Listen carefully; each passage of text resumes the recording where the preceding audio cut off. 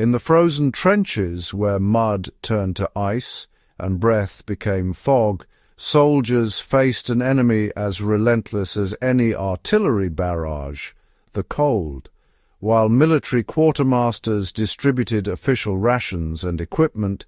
Necessity bred innovation in the cramped dugouts and shell-torn landscapes of the Second World War.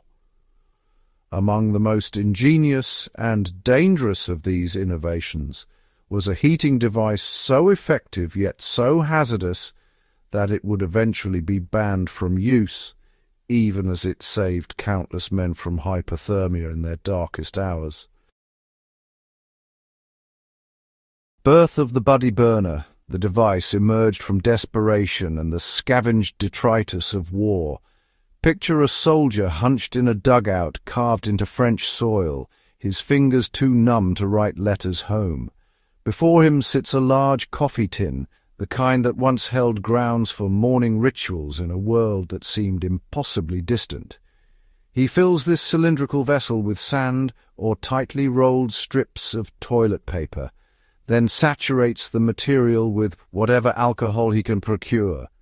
Denatured spirits from medical supplies, isopropyl from field kits, or sometimes grain alcohol meant for other purposes entirely. A ventilation hole punched near the base allows oxygen to feed the flame that would dance for hours once ignited, transforming a simple can into a miniature furnace capable of radiating warmth throughout spaces where men huddled together against the night.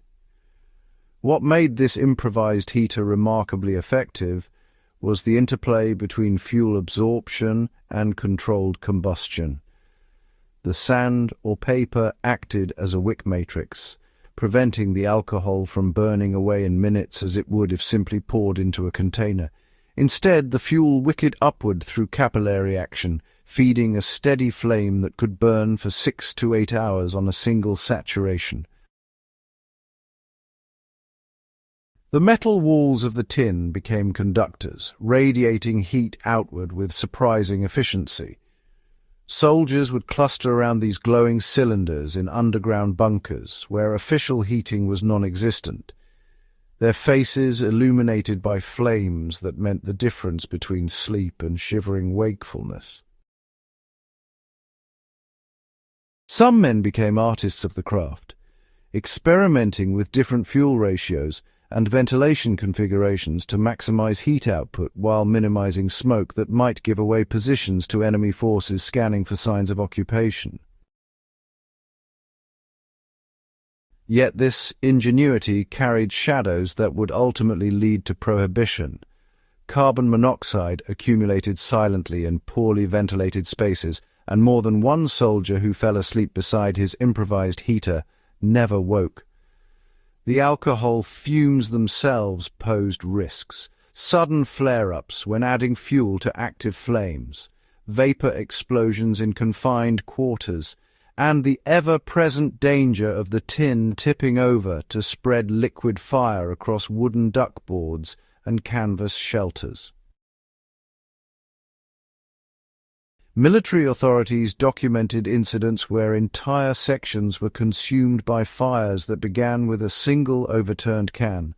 The very effectiveness that made these heaters valuable also made them vectors of tragedy, and eventually direct orders forbade their construction and use, though enforcement in the chaos of frontline positions remained difficult at best. Today we inherit the legacy of such wartime innovation, refined through the lens of safety and modern materials.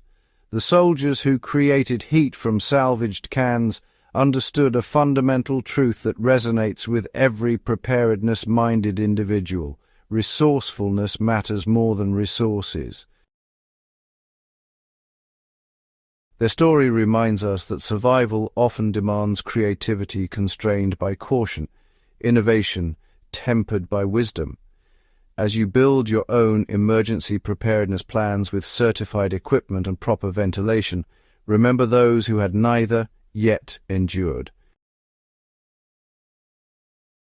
Subscribe to Fieldcraft Chronicles and share this with anyone who values the intersection of history and self-reliance, because the lessons of the past remain our greatest teachers for an uncertain future.